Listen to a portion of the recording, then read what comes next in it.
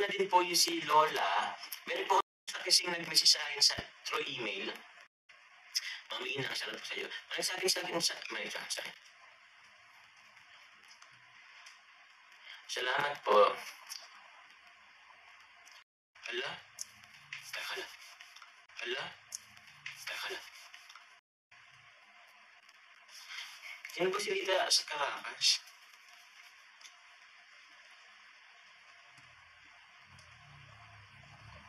Guys, meron po sa akin guys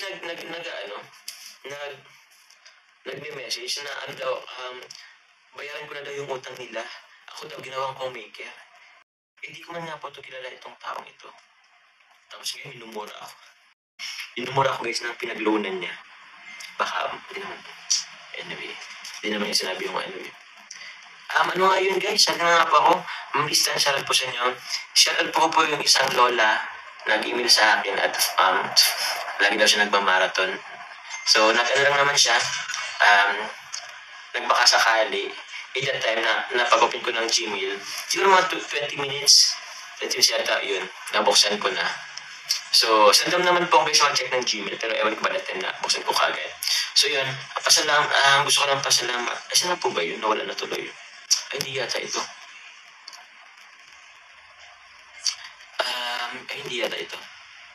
Ano yun eh. Opo, scammer po yan. Wait lang po. Inang Alicia Afunggol Bagalso.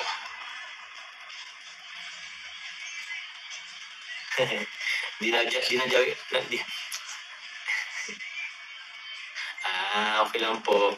Thank you po kay Ma'am Inang Alicia Afunggol Bagalso. Maraming salamat po. Lola, sino pong pag-support po. Ito po, na-shoutout ko po kayo at binabati ko po kayo. So yun, salamat din po sa mga anak niyo po na were supportive sa inyo. Siya po, si Tita retired na po siya. So yun, kami ang kinakahumulingan po sa ngayon. Thank you po ma'am. Tita, thank you po Lola.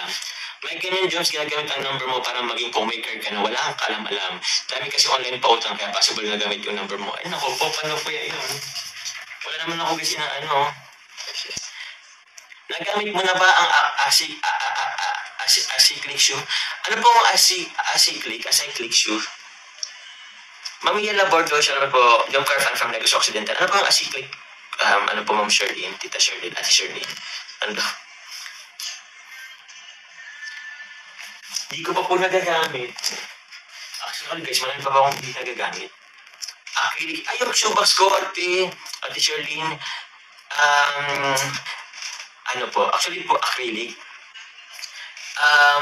Ate Sherlyn, gagamitin ko na lang po siya dun sa Ay, pwede ko naman yung gamitin dito eh. Ilang piraso nga po yun. Salamat po para sa nagpa-shoebox. Acrylic shoebox. Rainil Mangiral, black mo na po, Kuya Jong. Opo, iba, black ko po.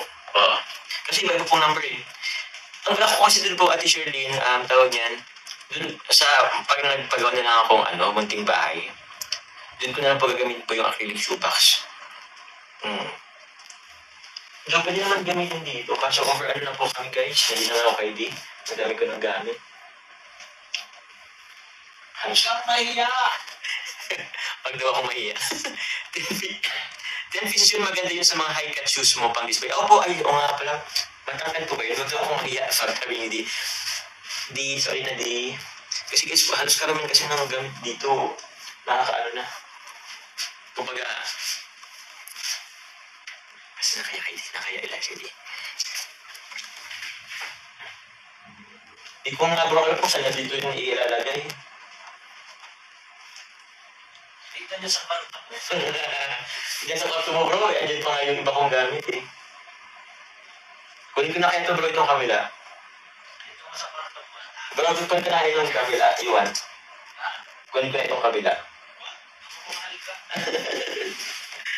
Ayaw mo lang yata akong mahiwalay sa'yo bro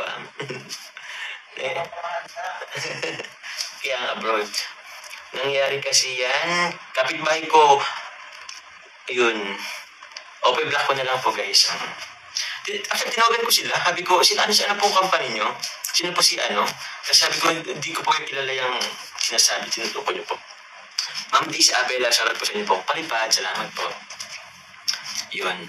Don't entertain yung ganyang types of emails, calls, SMS, and maraming types of phishing and scamming sa ngayon. Opo, at sobra nga po, at Suzanne. Pero yun. Hindi ko naman in-entertain, pero nung naano na po ako, na nakukulitan ako at laging nagtitext, pinawagan ko na, hindi man sumagot. Bakit mong tawagan? Ako po hindi ka na po entertain yan. So yun guys, napanood natin ang naging live ni Papa Joms kagabi na kung saan guys, nagulat at nabigla si Papa Joms dahil nga po meron daw pong nag-message sa kanya na kung saan pinagbabayad po siya ng utang sa loan, no? Grabe. Nagulat siya, nabigla siya, napahawak siya sa dibdib niya dahil yun nga, pinagbabayad siya ng utang wala naman siyang alam na pinaggarantoran ng utang. Ang malupit pa doon guys, pinagmumura itong si Papa Joms guys, pinagmumura daw si Papa Joms. Nako, grabe yun, no? Ang dami talagang ngayon, ang dami talagang mga scammer ngayon guys, no? Dapat ito si Papa Joms hindi na ini-entertain itong mga ganitong tao, no? At yun nga, dahil nga doon po sa pangungulit nung naniningil kay Papa Joms, na pinagbabayad si Papa Joms ng pinaggaranturan niya, itinawagan po ni Papa Joms, nakulitan na si Papa Joms, tinanong ni Papa Joms kung ano yung company, pero hindi naman daw po sumagot. Naku, dapat itong si Papa Joms never natatawagan itong mga number na ito, no? Kasi usong-uso ngayon yung phishing guys, no? Alam niyo yung phishing guys,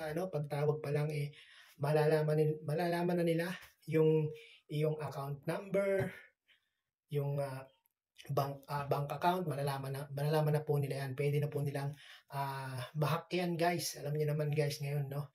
Doon nga sa pinanggalingan kong bansa guys, no? Matawagan lang sila ng mga ng phishing o ng mga nang-hack ng account guys. Grabe, nakukuha po nila yung mga account number, no? Dapat yan huwag nang i-entertain ni Papa Joms, no? Kung maaari i-block na lang ni Papa Joms para hindi siya ma-scam. Gustong-gusto pa naman ngayon guys yung scam, no? Pero pwede namang malaman ni Papa Joms kung sino yung may-ari nung number na tumatawag sa kanya, kasi alam niyo yung mga SIM card ngayon, di ba? Mga naka-registered na yan. No? Dapat ma-report yan ni Papa Joms kung ganyan, no? Minumura si Papa Joms, no? Grabe. Sana mahuli yung mga ganyang tao, no? Hindi lumalaban ng patas, puro mga pangloloko lang yung mga ginagawa, no? So yun guys, grabe. Hindi akalain ni Papa Joms na mumurahin siya dahil sa utang. Yan, sa mga hindi po nakakapanood ng live ni Papa Joms, mangyari po ay pagpanood nyo po sa kanyang YouTube channel, no?